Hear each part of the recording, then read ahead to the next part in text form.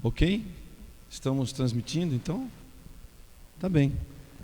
Boa noite a todos. Deus abençoe cada um que está chegando. Ainda estão chegando, o povo está chegando. Deus abençoe a vida de cada um. E todos vocês são muito bem-vindos. Nós estamos podendo abrir e ficar de portas abertas com 40% da capacidade, conforme o decreto. Então, são 40 pessoas que poderiam estar aqui com a gente para adorar a Deus. Que bom que você resolveu vir aqui essa noite. Deus abençoe muito a vida de vocês que estão aqui. Vamos estar então orando e depois o conjunto vai tocar uma canção, não é isso?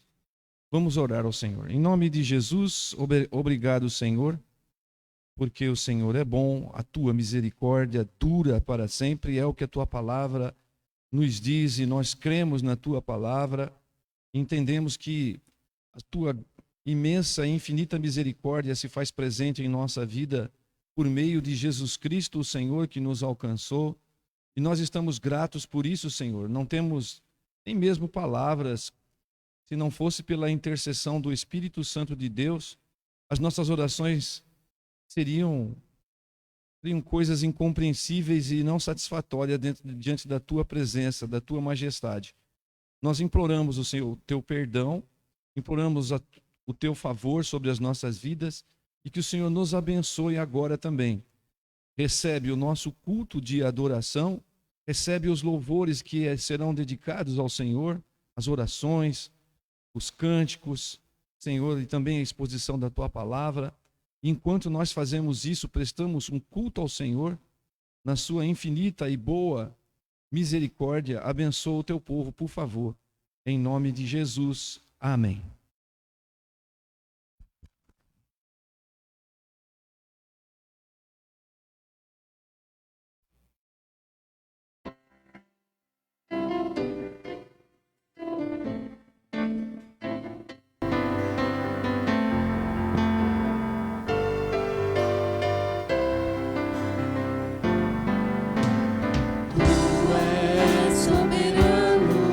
Sobre a terra, sobre os céus, tu és Senhor absoluto.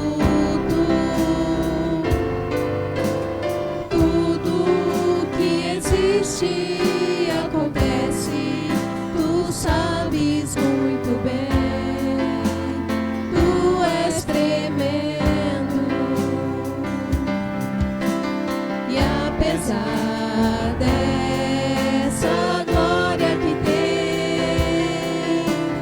tu te importas comigo também. E esse amor tão grande eleva-me, amarra-me a ti. Tu és tremendo, tu és soberano sobre a terra, sobre os céus, tu és Senhor absoluto. Tudo que existe acontece, tu sabes muito bem. Tu és tremendo e apesar dessa glória que tem, tu te importas comigo também. E esse amor tão grande eleva-me, amarra-me a ti. Tu és tremendo e apesar dessa glória que tem, tu te importas comigo também. E esse amor tão grande amarra-me, amarra-me a ti. Tu és tremendo.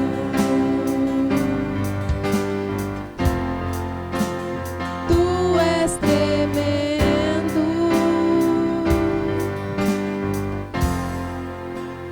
Tu és tremendo. Amém. O Senhor é tremendo. Apesar dessa glória que Ele tem, de toda a majestade do Senhor, Ele tem olhado para nós com olhos de misericórdia, tem cuidado de nós. Louvado seja o nome do Senhor. Queria convidar você a abrir a palavra de Deus no Salmo 145. Salmo 145.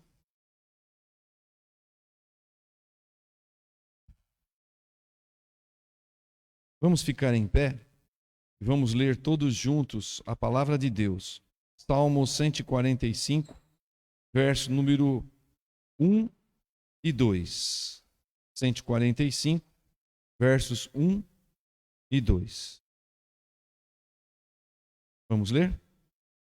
Bendito seja o Senhor, rocha minha, que me adestra as mãos para a batalha e os dedos para a guerra. Minha misericórdia e fortaleza minha, meu alto refúgio. Não é esse, minha gente?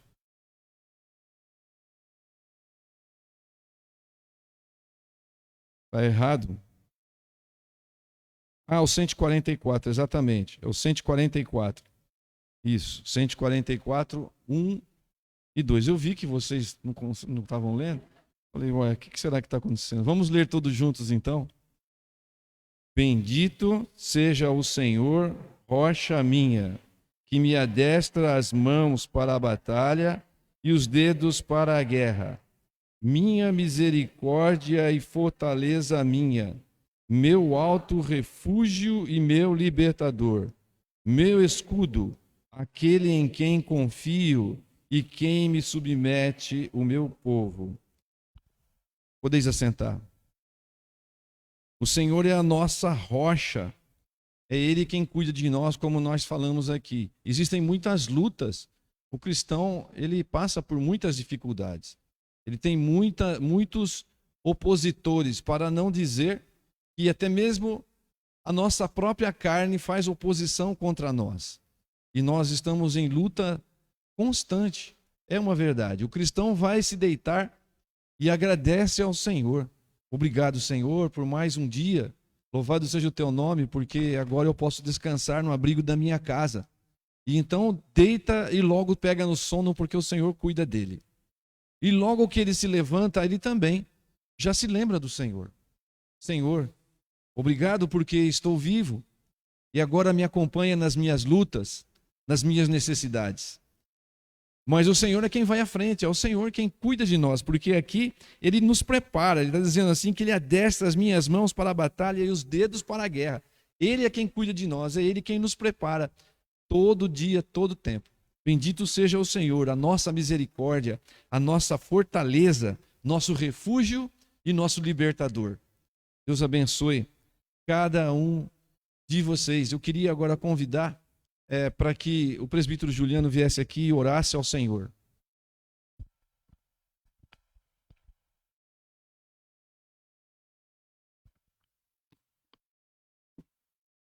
Oremos, irmãos. Senhor Deus, amado e bondoso Pai, nós agradecemos ao Senhor pelas bênçãos derramadas em nossas vidas, pelo dia de hoje, onde podemos louvar e engrandecer o seu santo nome, pela comunhão que temos com os nossos irmãos, Amém. Aqui dentro da sua casa, ó Pai, com a comunhão que temos com as nossas famílias, ó Pai. Ó Deus, nós reconhecemos que isso somente é, ó Pai, pela sua graça e misericórdia sobre as nossas vidas. Nós agradecemos, ó Pai, pela nossa salvação, pois através do seu Filho, nosso Senhor Jesus Cristo, naquela cruz, ó Pai, hoje nós temos comunhão com o Senhor também. Amém, Jesus. Ó Deus, nós queremos cultuar ao Senhor nessa noite. Queremos, ó Pai, sair daqui abençoado através da sua palavra, ó Deus. Amém, E Jesus. nós colocamos diante do Senhor este culto, Sim. para que seja louvado e engrandecido o seu santo nome com as Amém. nossas vozes, com as nossas vidas, ó Pai, e assim, ó Deus, levarmos diante aquilo que podemos aprender aqui. Pedimos, ó Deus, e agradecemos em nome de Jesus. Amém, ó Pai. Amém. O nosso culto é um culto cristocêntrico, porque aqui nós cultuamos em nome de Jesus, nós falamos de Jesus, nós exaltamos a pessoa de Jesus, e tudo que acontece aqui é porque Jesus nos aproximou de Deus. Foi Ele quem nos reconduziu à comunhão do Pai. Como o presbítero orou ao Senhor, com toda a reverência, com todo o respeito e de todo o coração. O Senhor é quem nos aproximou do Pai. Esse culto é um culto cristocêntrico, porque Jesus é o centro de toda a história. Deus abençoe cada um. O Salmo 33, no verso número 12, queria que vocês estivessem agora, eu creio que está certo. Salmo 33, no verso 12, eu espero, porque eu coloco aqui no meu eu não estou com a Bíblia aqui, eu deveria ter aberto ela aqui também ao lado. Mas o Salmo 33, 12 diz assim: Feliz a nação cujo Deus é o Senhor e o povo que ele escolheu para a sua herança. Feliz a nação cujo Deus é o Senhor e o povo que ele escolheu para a sua herança. Nós somos felizes porque a nossa confiança está totalmente no Senhor. Hoje eu tinha planejado aqui, nesse momento, que é o momento de ofertório, eu tinha planejado que alguém viesse aqui na frente e contasse a sua história, mas eu conversei com essa pessoa quando eu cheguei aqui, e ela me disse assim que ela já contou a história dela aqui. Foi um dia que eu não estava, né? E disse até que fui eu que falei, conta a sua história. E aí, então, agora eu fiquei assim, ele falou, conta a sua agora. Eu falei, tá certo, vou contar um pouquinho então, mas não vou contar tudo, mas com respeito a, vamos dizer, a provisão nas casas. Como vocês sabem, eu trabalhei quase 40 anos na indústria. Trabalhei bastante. E depois de um tempo, depois que eu já tinha me aposentado, trabalhando ainda, eu resolvi fazer o seminário. E eu tinha uma boa posição e ganhava um bom salário na indústria. E quando eu resolvi, então, ir fazer o seminário, eu fui por minha própria conta fazer o seminário. É claro que pedi autorização dos pastores e tudo mais, mas eu fui. Pedi a conta na empresa, que já tinha 10 anos praticamente dentro da empresa, pedi a conta. E fui fazer o seminário. O meu salário foi reduzido a 1/3, porque eu ganhava bem pouco de aposentadoria, até hoje. Mas Deus nos sustentou a minha casa de uma forma tão bela, tão belíssima, que nada nos faltou. Nada, absolutamente nada. Ontem estava conversando com os irmãos que foram me visitar lá em casa. O pastor também recebe visita em casa, viu? O pastor também recebe visita em casa. Não é só o pastor que vai visitar. Então nós estávamos conversando, comemos uma pizza e eu dizia a eles o seguinte, falei assim, olha, eu trabalhava então, nós comíamos pizza, tudo mais, nós reduzimos um pouquinho, mas a gente comia pizza também de fim de semana. Os meus filhos estavam sempre na minha casa, todo fim de semana, eles almoçavam domingo comigo. E depois que a gente saía da igreja, eu convidava eles, falei, vamos para minha casa, vamos tomar um café juntos. E a gente viveu a nossa vida normal. Eu fiz o seminário, foram 4 anos e nada, absolutamente nada nos faltou. A provisão do céu sempre esteve presente na minha mesa e na mesa dos meus filhos. Eu estou dizendo isso a vocês para motivar vocês a confiar no Senhor. Nós sempre não querendo nos exaltar de maneira alguma, nem humilhar de maneira alguma, mas exaltar o nome de Deus, do Senhor. Nós sempre fomos fiéis ao Senhor no que respeito às ofertas. Poucas, é claro, mas os dízimos. Sempre fomos. E Deus sempre nos honrou com isso, porque nunca nos faltou nada. A suficiência de Deus estava na minha casa e ainda está, para a glória dele mesmo. É uma palavra de incentivo a você, para que você se desperte, para que você realmente coloque a sua confiança no Senhor e não nos bens, porque o Senhor supre as nossas casas. tudo que nós precisamos, pode ser que ele não dê tudo o que você quer. Ele também não dá para mim tudo o que eu quero, claro. Ele dá sempre o melhor, porque às vezes o que eu quero não será o melhor para mim.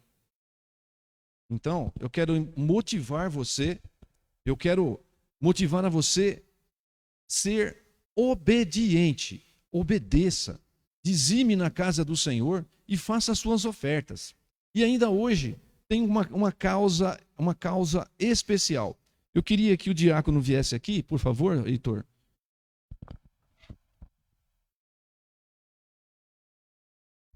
Eu sei que vocês não vieram preparados, mas eu, como diz aquelas coisas, eu senti no coração de fazer. Assim, dia 7 de março estará sendo inaugurada a editora Hebron, que é uma casa editora da Igreja Presbiteriana de Pinheiros. E ela vai ter um lançamento de um livro que, se eu não me engano, chama Generosidade. Eu coloquei isso daí para vocês. Esse livro, depois que as primeiras compras forem feitas, todo o lucro que vai ser reunido ali, por conta da venda desse livro, na inauguração, que é dia 7 de março, vai ser revertido para missões. E eu queria agora que você, que veio preparado, deixasse os seus dízimos, as suas ofertas na casa de Deus e também fizesse uma oferta para nós podemos participar desse evento, de comprar os livros que for. Não sei nem quanto custa, mas se for um, a gente compra um, se for dois, a gente compra dois, se for 10, a gente compra 10, o que for. E aí, os recursos que entrarem aqui, nós vamos fazer isso agora. Tá certo? Enquanto nós cantamos o hino número 64, é isso, não é? Hino número 64, você pode então fazer a sua oferta e dizimar na casa do Senhor, tá bom? E eu contei a minha história como foi bem resumida, como foi combinado, tá bom? Deus abençoe a vida de vocês. Hino 64, vamos ficar em pé?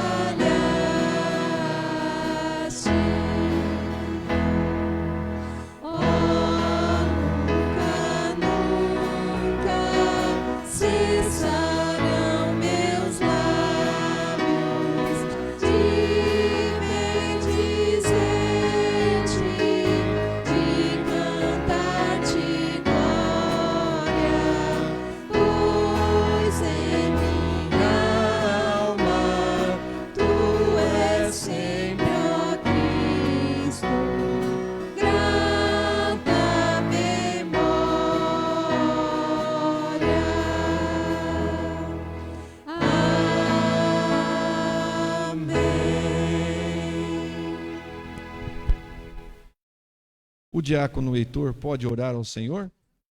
Que Ele nos abençoe com esses recursos que aqui nós pudemos juntar.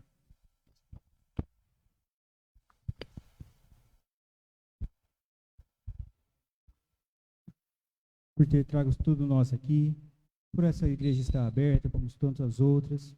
Agradecemos, meu Deus, pelos dízimos e pelas ofertas.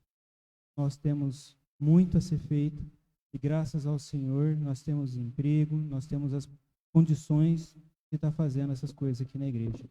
Por um acaso, algum entre nós estiver sem o emprego, meu Pai, por favor, abra as portas, que ele encontre, que essa pessoa possa ter a felicidade de também ser um dizimista. Pedimos que esteja abrindo agora nossas mentes, nossos corações para as mensagens. Em nome de Cristo Jesus. Amém. Amém.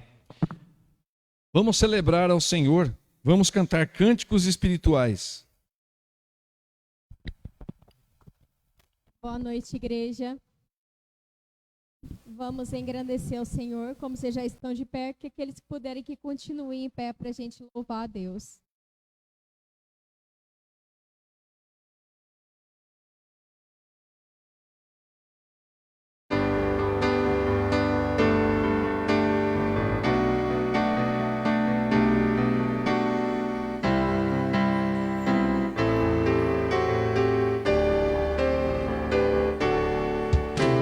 Seja engrandecido, ó Deus da minha vida. Tu és o Deus da minha salvação. És a minha rocha, a minha segurança. Meus lábios sempre te exaltarão.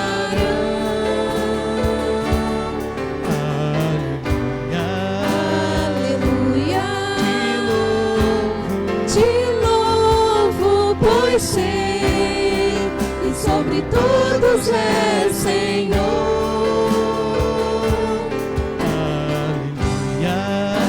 Aleluia,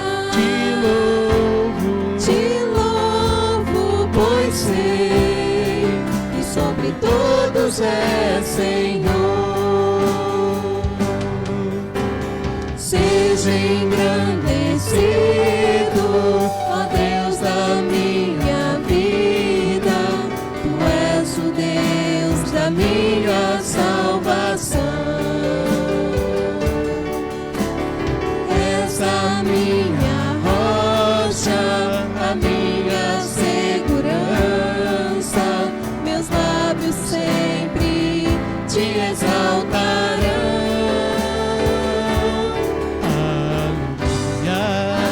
Aleluia,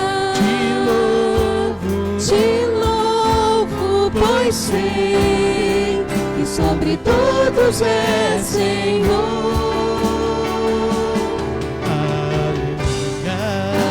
Aleluia,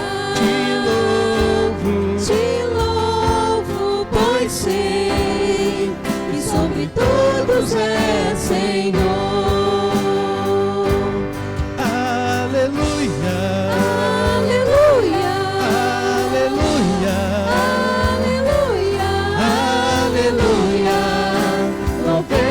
Ao Senhor, aleluia, aleluia, aleluia, aleluia, aleluia, louvemos ao Senhor, louvemos ao Senhor.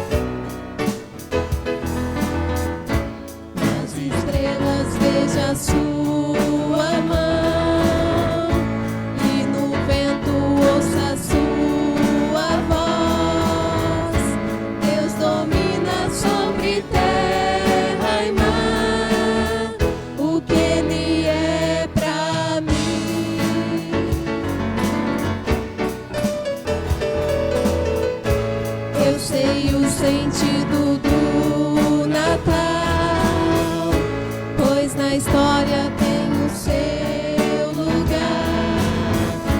Cristo veio para nos salvar, o que Ele é pra mim.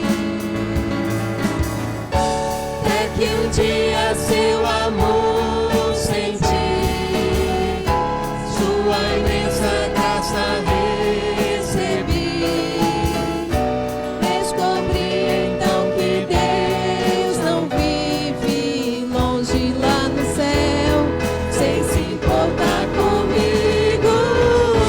Mas agora ao meu lado está, cada dia sinto o seu cuidar, ajudando-me a caminhar.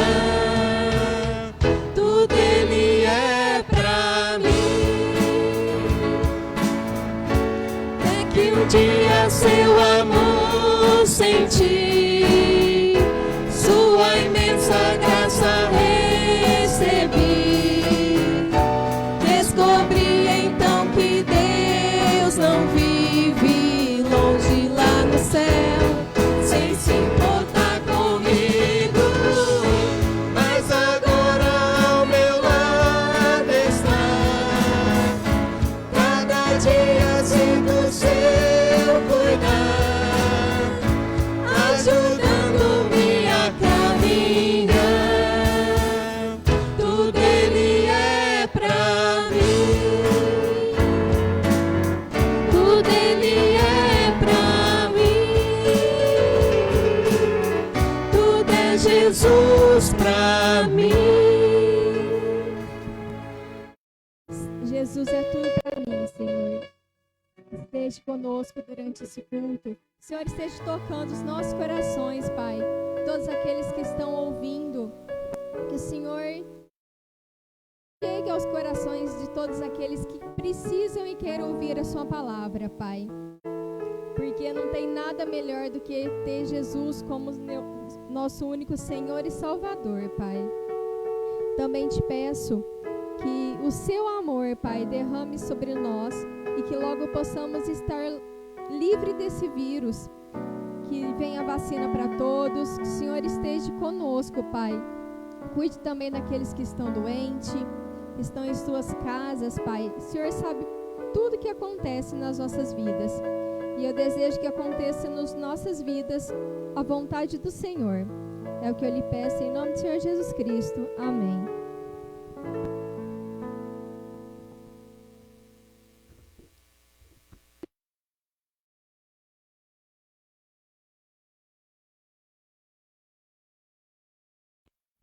Agora eu quero chamar as crianças aqui, que venham aqui à frente, para a gente estar orando por elas. E eu quero convidar também aqui, se puder vir agora, a Elisa e os pais também podem vir aqui, por favor. A semana passada foi o primeiro dia que a Elisa veio na igreja. Fiquem aqui. Isso. E eu falhei que eu não trouxe eles aqui na frente, porque era o primeiro dia dessa pequena aqui. Olha só que bonita que ela é, né? Olha só. Aqui estão o Lucas, a Carol e agora mais um pequenininho aqui, ó. Olha lá, que coisa rica. A Elisa, sorridente, maravilhosa, né? Temos bastante criança aqui, graças a Deus. Esses aqui nós temos que cuidar deles, né? A igreja tem que cuidar desses pequenos todos aqui, isso aí. Porque eles têm que crescer e serem melhores do que nós. Melhores do que nós, né? Para eles louvarem ao Senhor com todo carinho, com todo amor, serem melhores do que nós. Vamos pensar nisso, certo? Então vamos investir, vamos cuidar deles, né, Elisa? Deus abençoe. Vamos orar aqui então. Orem pela Elisa, orem pelas crianças. São nossas, nossa responsabilidade também. Tá bom? Vamos orar então. Senhor, em nome de Jesus, obrigado, Senhor, pelas criancinhas que o Senhor tem colocado aqui no nosso meio. Alegra tanto o nosso coração, a igreja fica bonita, Senhor, com esses pequenos que vêm aqui louvar o Teu nome, engrandecer o Teu nome desde cedinho.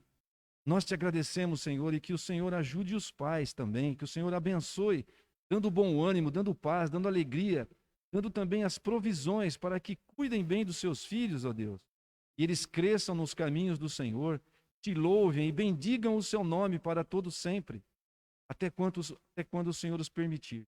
Louvado seja o teu nome pelos pequenos que temos aqui. E agora mais um, a Elisa aqui conosco. Abençoa também, Senhor. Derrama da tua graça, do teu favor, da tua misericórdia, da tua boa mão, acompanhe esta vida. E assim nós te louvamos. Em nome de Jesus. Amém. Deus abençoe. Parabéns vocês, parabéns Lucas, Deus abençoe. E Deus abençoe as criancinhas também ali que vão para a sua aula.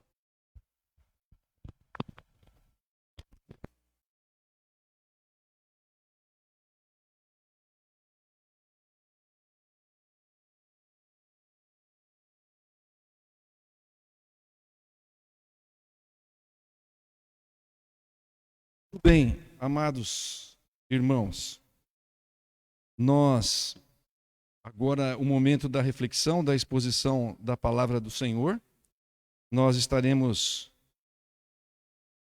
então, essa noite trazendo uma mensagem que se encontra a segunda carta de Paulo a Timóteo no capítulo 4. Por favor, então. Vocês podem olhar lá.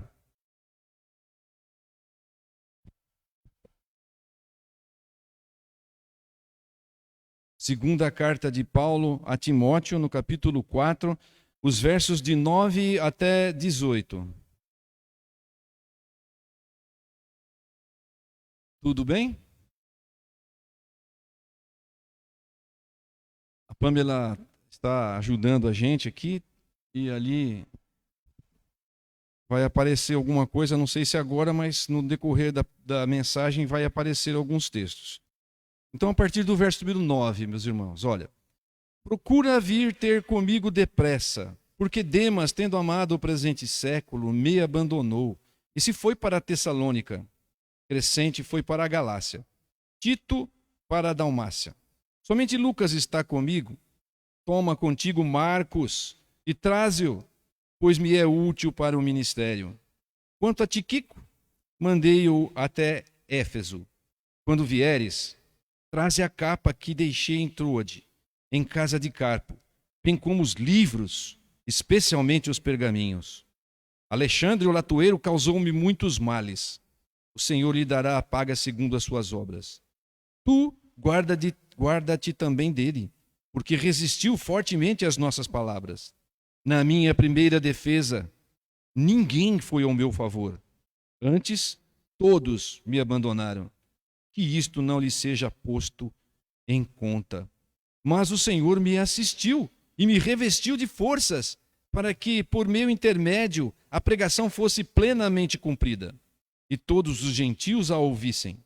E fui libertado da boca do leão. O Senhor me livrará também de toda obra maligna, e me levará a salvo para o reino celestial. A ele glória pelos séculos dos séculos. Amém. Senhor, mais uma vez, nós queremos implorar ao Senhor que o Senhor fale aos corações, que o Senhor tome conta e dê direção para todo o que aqui for falado. Senhor, que pela instrumentalidade do Teu Espírito Santo, o Senhor comunique a Tua verdade ao Teu povo, Senhor. Edifica a Tua igreja, porque é o Teu povo, é a Tua igreja. Senhor, tem misericórdia de nós. Por favor, abençoa-nos. Em nome de Jesus. Amém. Aqui está, então, um tema sobre fraquezas e virtudes. Se nós tivéssemos que falar sobre esse tema, principalmente com respeito às nossas fraquezas, nós teríamos abundantes situações para relatar a respeito de nossas fraquezas. Nem tanto quanto as nossas virtudes, mas quanto às nossas fraquezas, eu tenho certeza que nós teríamos muito a dizer. As pessoas, elas de fato são diferentes umas das outras. E elas enfrentam situações de maneira diferente. E é verdade isso também. E elas interferem uma nas vidas das outras, nós interferimos uma nas vidas das outras e recebemos, por sermos pessoas diferentes, recebemos as coisas de uma maneira diferente também. É assim que isso acontece. Paulo, nesse momento dessa carta aqui, ele estava preso. Mas ele era um homem que frequentemente estava envolvido em muitas situações de pressão, em muitas situações de dificuldade. Paulo enfrentou muitas e muitas dificuldades. Prisões, açoites, apedrejamento, e naufrágios e tantas outras coisas. Paulo sempre estava envolvido em alguma situação de pressão. Isso não é de nos admirar, porque logo no começo da sua conversão, se você olhar lá em Atos, no capítulo 9, onde foi que Paulo converteu-se, ele estava cego, vocês sabem bem a história, porque uma luz resplandecente brilhou tão intensamente que ele ficou cego e ouviu uma voz, o Senhor falando com ele: Paulo, Saulo, Saulo, por que me persegues? E ele ouviu então a voz de Jesus, porque ele era um perseguidor da igreja. Isso é algo que nós devemos notar, porque a voz diz: por que me persegues? Mas Paulo perseguia a igreja. E Jesus então dizendo: por que me persegues? Deus está conosco, é a igreja. Jesus está conosco, está na igreja. O Espírito de Jesus está na igreja. Foi assim, mas depois de ele cego, então, ali ele ficou orando por um tempo, dentro de uma casa, e ele orando, ele teve uma visão que um homem chamado Ananias iria lá orar por ele, para que ele pudesse ser restaurado na sua visão. E o Senhor mandou Ananias para lá, e Ananias foi até lá. Mas Ananias foi meio que relutante, porque ele sabia quem era Paulo. Falou: eu não posso ir lá, Senhor, eu não posso ir lá, porque aquele lá é um homem que arrasta as pessoas para a prisão, é um homem violento, ele está perseguindo a igreja. Mas o Senhor falou com Ananias, falou: Ananias, capítulo 9, no verso 15 e 16. Mas o Senhor disse a Ananias: vai, porque este é para mim um instrumento escolhido para levar o meu nome perante os gentios e reis, bem como perante os filhos de Israel. Note, pois eu lhe mostrarei quanto lhe importa sofrer pelo meu nome. A vida de Paulo foi uma vida dura, mas foi uma vida gloriosa. Ele foi até o fim. Nesse ponto dessa carta, Paulo estava preso. Já era a segunda prisão de Roma. Não era como a primeira prisão. Não era como a primeira prisão. Ele estava lá agora numa masmorra, num lugar frio e úmido, e se sentia abandonado, totalmente abandonado. Ele estava triste. Paulo estava triste. Veja a justificativa em dizer que Paulo se sentia abandonado, se sentia triste. O verso número 16, por exemplo, do texto que nós lemos, diz o seguinte: na minha primeira defesa, ninguém foi ao meu favor, antes todos me abandonaram. Que isto não lhe seja posto em conta. Veja que na primeira audiência que Paulo teve, preso, quando ele foi para ter a sua primeira audiência, ninguém lhe foi favorável. Ninguém foi em sua defesa. É isso que ele está dizendo aqui. E ele estava triste por conta disso, porque ele se sentia abandonado. Mas haveria mais motivos ainda pelo qual ele poderia estar se sentindo muito entristecido. Estava com o seu coração apertado. Nessa segunda carta mesmo, no capítulo 1, no verso número 8, ele tinha uma preocupação com o seu filho na fé. E o que ele diz? Vamos ver por que Paulo estava se sentindo muito abandonado e triste. Ele diz para Timóteo: Timóteo, não te envergonhes, portanto, do testemunho de nosso Senhor, nem do seu encarcerado, que sou eu. Pelo contrário, participa comigo dos sofrimentos, a favor do Evangelho, segundo o poder de Deus. Será que Timóteo, ali, naquela cidade onde ele estava, será que ele escutava fofocas, dizendo assim: vocês viram aquele pregador, Paulo, aquele homem ousado, aquele que está sendo acusado agora de malfeitor, está preso. Pelo poder do império, ele está detido. Será que Timóteo, sendo um homem tímido, será que ele mesmo estava receioso de que algum mal acontecesse com ele? Ou será mesmo que ele estivesse com vergonha de dizer: este Paulo que está preso pelo poder do império é o meu tutor.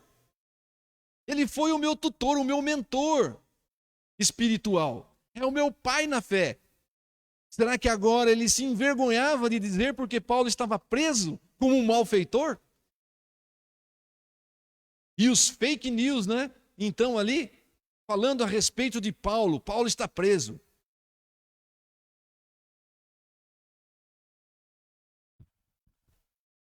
E aí então nós chegamos no primeiro verso da carta que nós estávamos lendo, quando ele diz: procura vir ter comigo depressa. Paulo tinha pressa. Paulo queria Timóteo lá. Paulo sentia falta de Timóteo. Todos nós, meus irmãos, temos dias difíceis na nossa história. E é bem verdade, nós não podemos ignorar o sofrimento de cada um de nós. Isso faz parte da experiência de cada um. Dias ruins vêm sobre a nossa vida. Dias no qual o nosso coração fica pequeno. Dias nos quais você levanta e tem algum enfrentamento e aquilo te pesa enormemente. E você não queria, mas aquilo está acontecendo com a sua vida. E você se sente pequeno, às vezes até abandonado. Existe esse dia ruim. Existe sim. Um dia que você foi traído, por exemplo, coisas dessa natureza. Existe o dia ruim, existe o dia difícil. Existe aquilo que nós vimos hoje pela manhã no Salmo 23, onde Davi diz assim: ainda que eu passe pelo vale da sombra da morte. Há momentos na nossa vida que o dia fica escuro, é verdade. Será que alguém pode não ter passado por essa experiência? Eu acredito que não. Eu acredito que todos nós já passamos um dia em que o nosso coração parece que tem sido esmagado. Paulo estava, então, sofrendo. Paulo estava numa prisão agora, e aquela prisão era uma masmorra, um lugar frio, um lugar úmido, onde as pessoas saíam de lá, ou com lepra porque estavam leprosos, ou porque iam ser executados. E Paulo estava nessa situação. Ele estava aguardando a sua execução, porque ele tivera sido julgado e tivera sido condenado por um crime que ele não cometeu.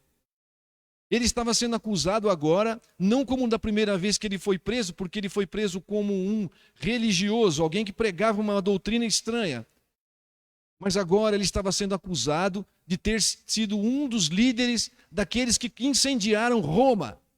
Nada menos do que isso. E o império queria a cabeça de Paulo. E Paulo foi julgado. E Paulo foi encerrado ali naquela masmorra para aguardar a sua execução, como de fato conta a história da igreja, não a Bíblia, mas a história, a tradição da igreja conta que Paulo, então, depois disso, ele foi, por volta do ano 64, ele foi decapitado.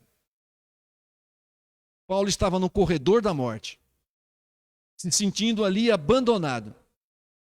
E o seu filho na fé, Timóteo, talvez, quem sabe, com vergonha de Paulo. Ou então com medo que lhe sucedesse o mesmo destino. Paulo estava sofrendo e ele precisava de um bom amigo.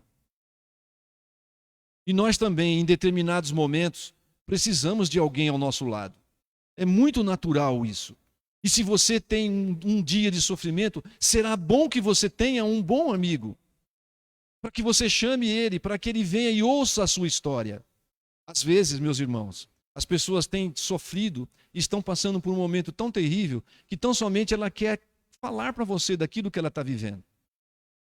Às vezes ela não quer nem conselho, mas ela precisa falar para você. E você precisa ser uma pessoa que sabe escutar. Porque escutar é muito mais importante, saber escutar, do que saber falar. Paulo precisava. E nós também precisamos. É muito certo que nós precisamos de Deus na nossa vida. Deus é tudo para nós. É verdade. Mas também nós não podemos negar, na nossa natureza humana, que nós precisamos uns dos outros. Isso não é verdade também? Que nós precisamos, num momento difícil, de um bom amigo? Se você um dia estiver passando por esse vale da sombra da morte, será bom que você tenha alguém de confiança ao seu lado. Será bom você chamar alguém para orar por você, para você orar junto com aquela pessoa. E será ótimo também você se fazer um bom amigo para alguém que estiver precisando. Não se esqueça disso. Nós precisamos uns dos outros. Paulo precisava de Timóteo ali naquela hora. É certo que o médico Lucas, o bom amigo Lucas, estava com ele ali. Mas ele precisava de Timóteo, o seu filho na fé ali, o seu bom amigo. Aquele quem ele então ensinou nas Escrituras e motivava sempre. Ele precisava que Timóteo estivesse por ali. A Bíblia, ela nos diz o seguinte em Isaías 41, no verso número 6. Um ao outro ajudou e ao seu próximo disse: sê forte. É isso que a Bíblia fala. A motivação do companheiro que está ao nosso lado. Nós precisamos sim um dos outros. A Bíblia recomenda que nós tenhamos bons companheiros. E aí eu me lembro, a Ângela gosta muito de um verso que fala: companheiro sou de todos os que te temem. De preferência que seja alguém que conheça a Deus, que tenha experiência com Deus, porque ele vai ser mais abençoador para você. A Bíblia ainda fala em Provérbios 17, que em todo tempo ama o amigo, e na angústia se faz o irmão. É assim. É a Bíblia recomendando a nossa vida para que nós sejamos um bom amigo para quem precisa. E que você também tenha bons amigos, ou um amigo especial, fiel, para quando você passar por um aperto, você poder chamar ele e falar: irmão, eu preciso que você esteja ao meu lado. Eu preciso que você ore por mim. Essa semana eu recebi um áudio, eu sempre recebo um áudio, de um presbítero chamado Marcelo Simonato. Ele é presbítero da Igreja Presbiteriana do Jardim Aeroporto, lá em Itu.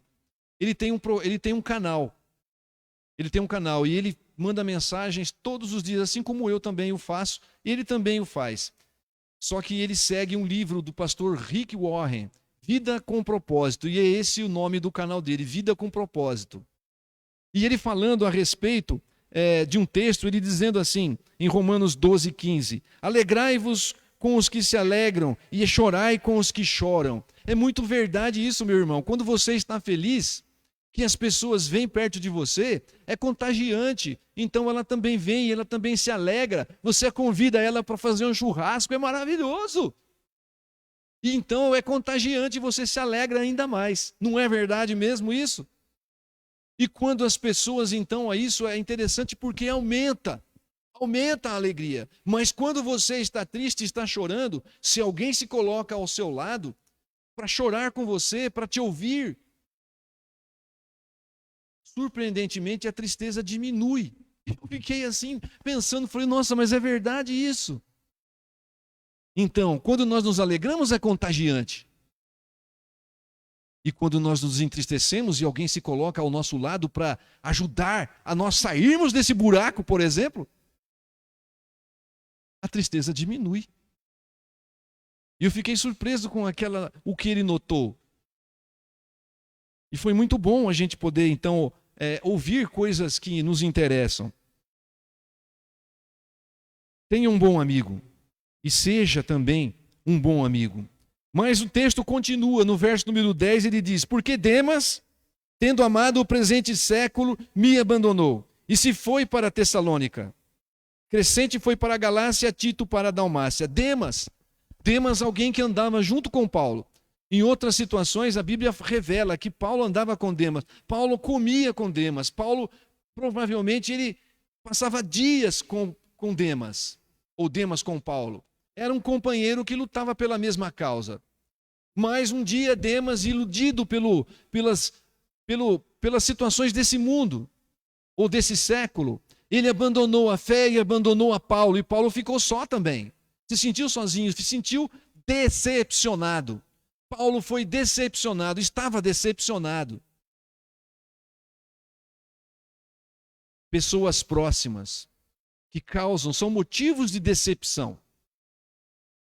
E o que eu tenho a dizer a vocês é que no verso 16 ele também estava, é um tipo de decepção. Na minha primeira defesa, ninguém foi ao meu favor, antes todos me abandonaram. Ele também estava decepcionado com a igreja, porque a igreja abandonou ele. Quando ele teve a primeira audiência, ninguém foi com ele. Talvez ele esperasse que na primeira audiência, quando foram feitas as acusações, o promotor foi lá e fez as acusações, ele esperava talvez que algumas pessoas da igreja estivessem lá.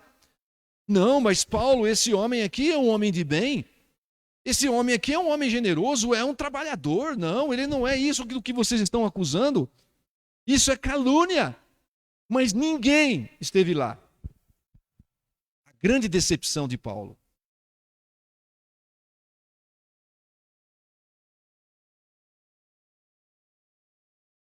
E o que eu tenho a dizer a vocês, meus irmãos, que também da mesma forma que o sofrimento, as decepções são inevitáveis.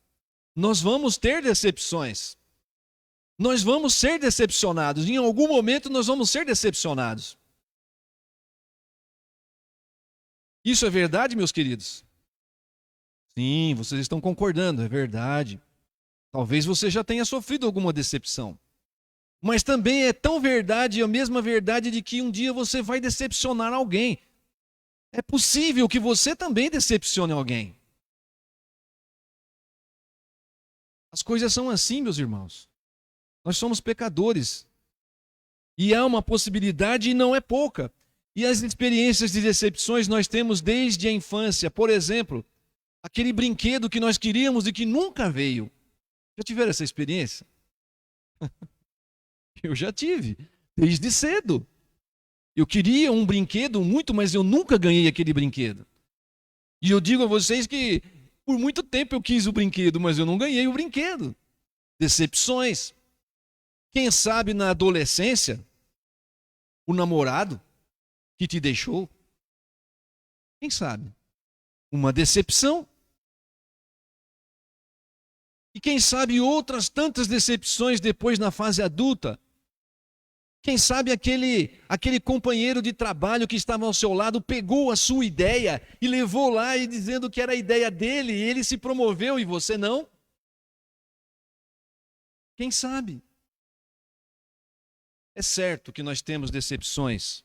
E é tão certo também que nós seremos os causadores das decepções. Nós não podemos fugir disso. Entretanto, no texto que nós estamos lendo aqui, nós também estamos vendo a respeito de decepções que Paulo ficou decepcionado, mas também nós estamos vendo a superação de Paulo. Nós podemos ver também que Paulo superou essa situação. Essas decepções que ele teve durante ao longo da sua história não foram determinantes para que Paulo ficasse então uma pessoa amargurada, para que Paulo ficasse uma pessoa ranzinza, para que Paulo fosse uma pessoa dali para frente, uma pessoa que só sabia se queixar. Nós não vemos isso em Paulo. Mesmo tendo tantas decepções, e ele ainda sendo assim decepcionado, estando na masmorra, ali, sofrendo, ele ainda se preocupava com as pessoas que causaram decepção, porque o texto fala para nós que isso não lhe seja posto em conta. Ele queria cuidar da igreja, ele orava pelas pessoas, com certeza aquelas pessoas que foram motivos do abandono de Paulo.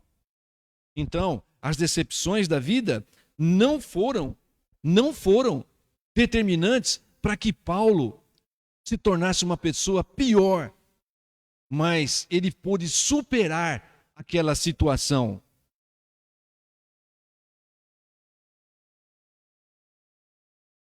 Superação, confiança. Nós não podemos ficar guardando rancores no nosso coração das decepções que nós temos, porque isso, meus irmãos, ele vai causar uma doença em nós, ele vai causar uma tristeza em nós. Nós precisamos superar E se todos, ainda que todos venham a decepcionar, e se todos ainda abandonem você em algum momento, você pode estar certo de que Deus nunca vai te abandonar. É o registro do caráter de Deus na sua palavra. Em Hebreus, no capítulo 13, no verso número 5, ele nos diz, na última parte, ele fala: de maneira alguma te deixarei, nunca, jamais te abandonarei. Deus nunca vai nos abandonar. Você pode sempre contar com Deus. Ele vai te ajudar em todo o tempo. Importa que nós andemos com fé. Mas vamos seguir no texto e vamos ver que outro tipo de lição nós podemos aprender então aqui. Nós já aprendemos que nós teremos sim momentos de sofrimento. Nós já aprendemos que nós precisamos das pessoas, de ter bons amigos do nosso lado e também se fazer bons amigos. Nós aprendemos também com esse texto que nós teremos decepções, nós causaremos decepções, mas também nós aprendemos que nós devemos superar. Isso não pode determinar o que nós seremos dali para frente. Que Deus nunca nos abandonará, ainda que todos nos abandonem. E agora nós queremos aprender mais. Agora não dentro do texto, mas no verso 21. Capítulo 4, verso 21. Ele diz: apressa-te a vir antes do inverno. É isso que ele fala. Apressa-te para vir antes do inverno. E qual seria então a lição que nós temos que aprender com isso? Nós temos que aprender que nós temos que aproveitar bem o nosso dia, aproveitar bem o momento presente que nós estamos vivendo. Muitos homens e gestores, educadores, muitos homens que estão preocupados com a qualidade da vida humana, eles nos dizem isso. Olha, meus queridos, vocês não podem ficar presos nas coisas do passado. O que está no passado você não vai conseguir mudar. E tampouco você deve ficar olhando tanto para o futuro, pensando em possibilidades, em desvaneios que talvez nunca aconteçam. Você tem que se ater no momento presente, porque é ali que está a sua vida. É ali que está o seu momento. É ali que você vai viver as coisas boas. É ali, no momento presente. É agora, nesse momento, que você vai viver as suas experiências. Eu não digo que a nossa vida não deve ser planejada. Ela deve ser planejada. Nós temos que ter, eu diria até que o bom planejamento, ele é importante e fundamental para que alguma coisa dê certo, mas nós não podemos ficar só planejando. Nós temos que pôr em prática.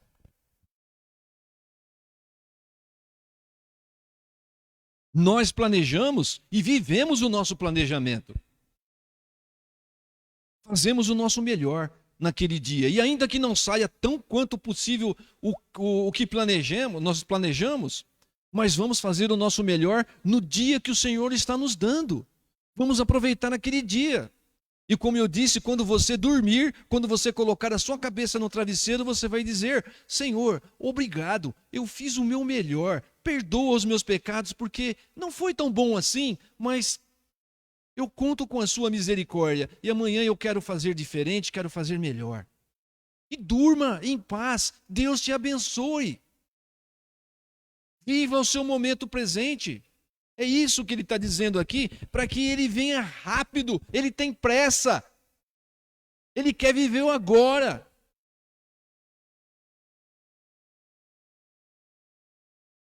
Se nós precisamos fazer algo, se nós precisamos falar algo, faça depressa. Faça já, faça rápido, fale rápido, não deixe para amanhã. Ele dizia a Timóteo: venha antes do inverno, Timóteo. Venha rápido, Timóteo. Venha depressa.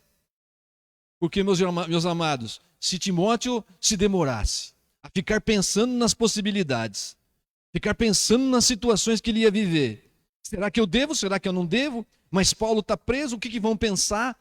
E quando eu chegar lá, será que ele vai me repreender? Será que ele não vai me repreender? Será que ele vai me dar uma tarefa difícil? Se ele me fizer tal tarefa, eu vou dizer a ele que não posso porque eu tenho que fazer tal coisa, mas e aí o império...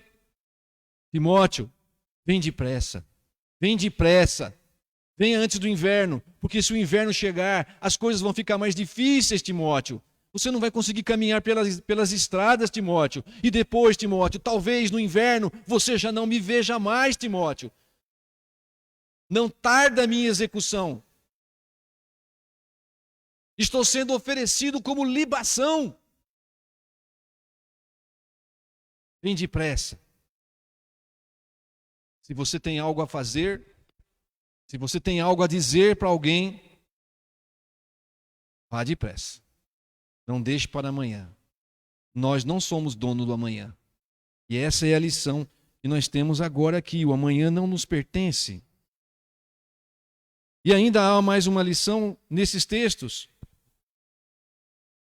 Crescer até o fim. Crescer até o fim.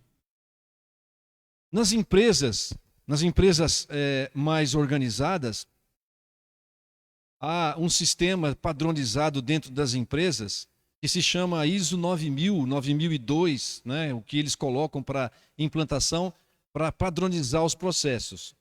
E dentro desses itens que eles padronizam os processos, existe um item que deve ser observado, que é o item de melhoria contínua dos processos.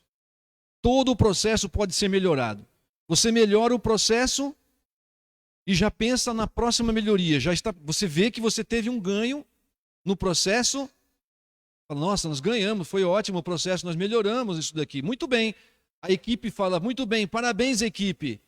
O mês que vem a gente vai saber o que vocês planejaram para melhorar ainda mais. É verdade ou não é? Quem trabalha em indústria assim que tem esse sistema sabe disso. A Viviane eu sei que trabalha. No que tem a Alta Mogiana tem esse sistema. A gente sabe disso e talvez outras. E ainda mais à frente, ainda agora, a gente escuta falar muito em padrão de excelência. Não é verdade isso? Ah, nós temos que atingir o padrão de excelência. Sabe lá Deus o que vai ser o padrão de excelência, né? Mas tem que atingir o padrão de excelência.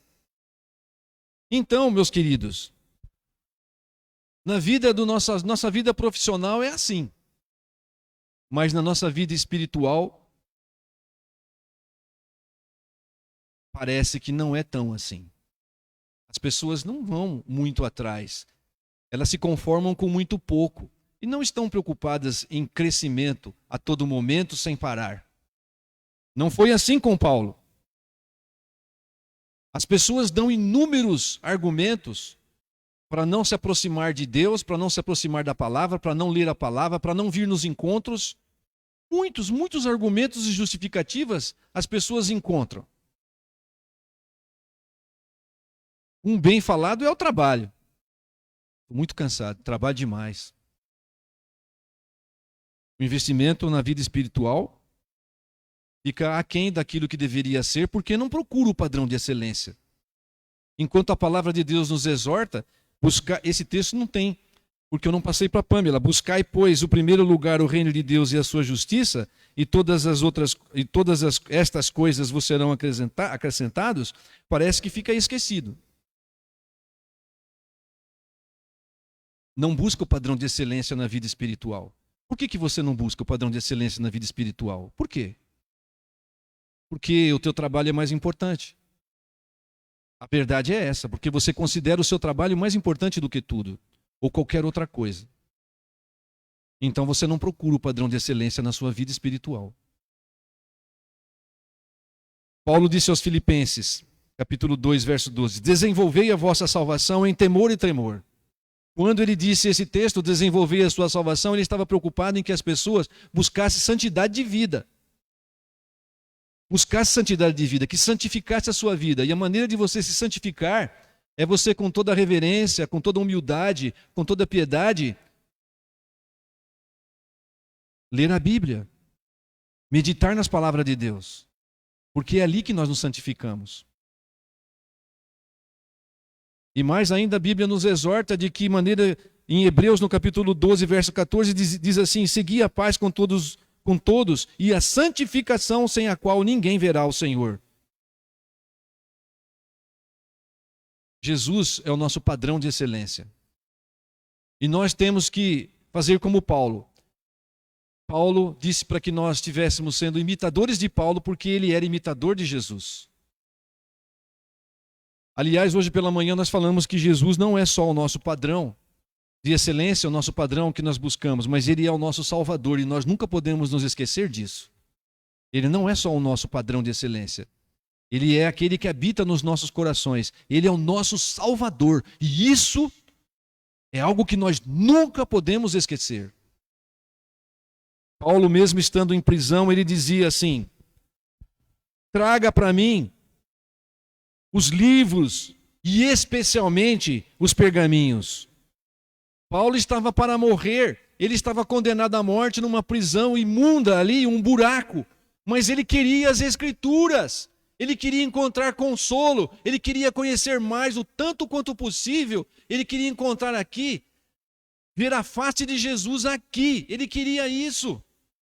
E ele sabia que ele em breve iria se encontrar com o Senhor, mas ele não deixou, ele não abandonou a palavra de Deus, não importa qual é a situação. E quantos de nós, às vezes, não é?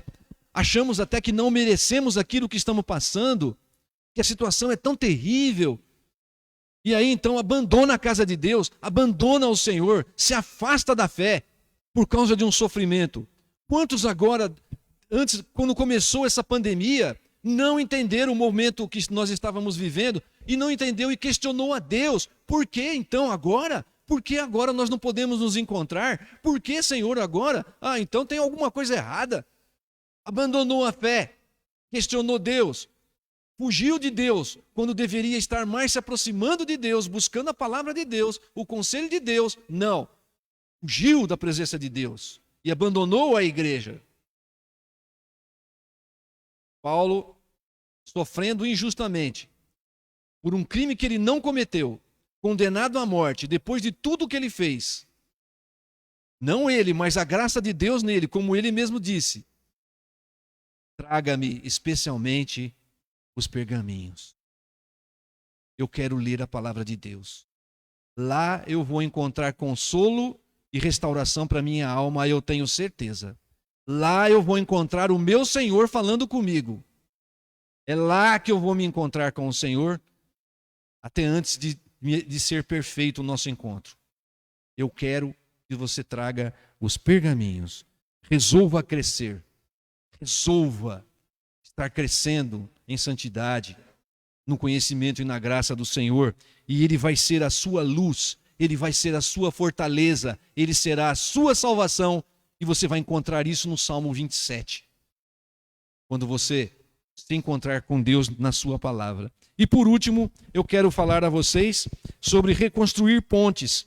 E Paulo estava fazendo isso no verso número 11. Ele diz assim: somente Lucas está comigo, toma contigo Marcos e traze-o, porque me é útil para o ministério. Como é difícil você reconhecer que está errado. É uma coisa horrível você falar assim: nossa, eu estava errado e agora eu tenho que pedir perdão. Isso é muito difícil. Você ter a sua opinião, às vezes, são poucas as pessoas que cedem a sua opinião, mesmo que para tomar um prejuízo, às vezes, para não criar um conflito maior. Não são todas as pessoas que conseguem fazer isso. A maioria das pessoas, elas querem fazer prevalecer a sua palavra até o fim, não importa qual seja o motivo. É isso, e causa ferimentos, causa dores. Mas aí depois, ainda mais nobre se reconhecer e ter que ir lá pedir perdão.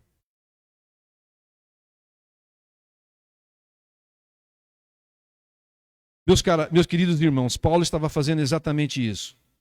Houve um tempo em que Paulo e Barnabé, eles brigaram.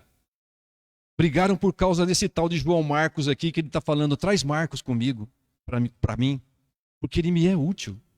Mas num tempo atrás, estavam viajando, fazendo missões, e Marcos, como era jovem, ele não suportando as pressões que as missões traz, ele abandonou, e ele voltou para Jerusalém, foi para a casa da sua mãe e deixou todo mundo para trás. Aí numa outra oportunidade, quando iam fazer uma outra viagem missionária, Barnabé, que era primo dele, disse assim: Paulo, vamos levar Marcos, vamos dar uma oportunidade para Marcos. Ele falou: quem, Marcos? Marcos? Jamais. Não. Paulo, ele era jovem, vamos dar uma oportunidade para ele. Não, Barnabé. E eles discutiram fortemente, a ponto de que não puderam mais continuar juntos. Paulo foi com Silas e Barnabé foi com Marcos. E Barnabé investiu no Marcos, mas Paulo não. Mais tarde, então, agora na prisão, ele percebendo que Marcos agora é útil, e houve um investimento que agora ele é útil, ele diz, traz Marcos para mim. Traz Marcos para cá. Ele quer fazer as pazes. Ele reconhece que Marcos tem uma utilidade para o evangelho. Meus irmãos, Paulo mesmo tinha que reconsiderar, porque ele escreveu aos Colossenses, no capítulo 3, verso 13, suportem um ao outro e perdoem-se mutuamente. Se algum de vocês tiver uma queixa contra alguém, perdoe como o Senhor o perdoou. Perdoe. O perdão, ele liberta o ofendido e liberta o ofensor. Paulo está fazendo isso, Paulo está reconstruindo pontes. Uma ponte foi quebrada, mas ele está reconstruindo. Vamos aprender com Paulo a fazer isso também. Vamos exercitar o perdão e vamos agradar ao Senhor. Deus abençoe a igreja. Vamos ficar em pé?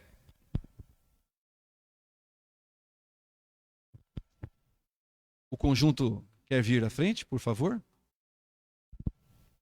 Enquanto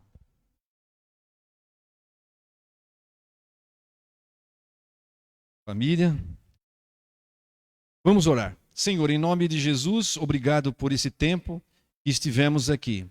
Muito obrigado, Senhor, porque tudo correu bem. Não houve nenhum problema aqui nesta noite, graças a Deus.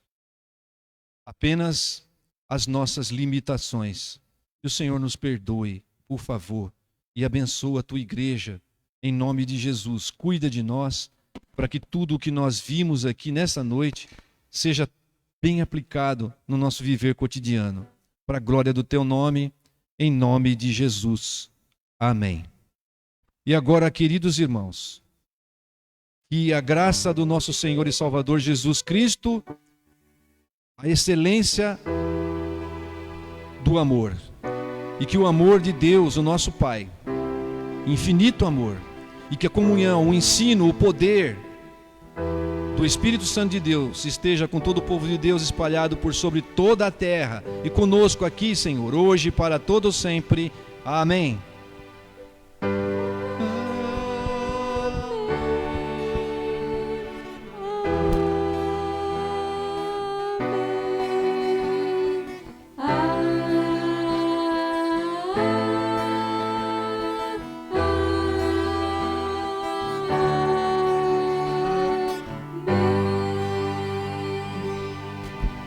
Amém. A igreja pode se assentar.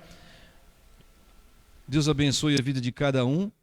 Aqui, nós queremos avisar a igreja agora, breves avisos. Dia 14, nós temos a Assembleia Geral, aquela Assembleia que nós fazíamos em dezembro. Ela foi um pouco atrasada, vai ser dia 14 de março. Né, presbíteros? É isso, né? 14 de março. Serão duas assembleias. Uma ligada à outra, não vai ser coisa assim complicada, mas nós vamos ter uma assembleia geral, ordinária, aquela que nós fazemos, apresentamos os relatórios. Você não pode faltar, por favor, não falte, venha. Venha na assembleia para você ouvir os relatórios, participar da vida da igreja como um todo. Você é membro dessa igreja. Você deve se interessar pelas coisas que estão acontecendo aqui. E depois teremos uma extraordinária. Vai tratar sobre exoneração de oficiais, certo? Preparem-se também para maio, onde teremos a eleição de oficiais, certo? Vão pensando, os vencimento de mandato de oficiais. Só não vence o mandato do Juliano. Os demais oficiais, todos eles estarão vencendo, na verdade, vencimento em agosto. Mas constitucionalmente nós temos que fazer a eleição em maio. Então, Estamos preparando já, fizemos o curso de liderança presbiteriana, né? De oficiais da igreja lá em Ipuã. Foi uma bênção, né? Os oficiais todos estiveram lá, e mais pessoas. Miguelópolis esteve lá, graças a Deus. Tinha mais um aviso do dia... primeira sexta-feira de março. Então, a primeira sexta-feira de março, Dia Nacional, bonito o aviso, né? A SAF, graças a Deus, né? Vocês que são da SAF, as mulheres, né? Elas sempre se lembram das datas comemorativas. Então, tá aí, ó. Dia Nacional de Oração. Não é isso? Certo isso? Então, um período reserve. Eu sei que você ora todo dia, né? Mas nesse dia vai ser o dia todo de oração. Você não vai orar o dia todo porque você tem outros compromissos, claro, assim como eu também. Mas nós temos que nos lembrar. Motivos de oração. Será que você pode encontrar algum? Imensos, né? Hoje nós estamos com... Bom, sempre estivemos, né? Quanto mais agora o nosso momento que nós estamos vivendo. Então, lembre-se de orar pela igreja, por nós aqui. Dentre todos os motivos, ore pela nossa igreja. Em todos os sentidos. Espiritualmente, financeiramente, em todas as, né, crescimento de todas as áreas nós precisamos, tá bom?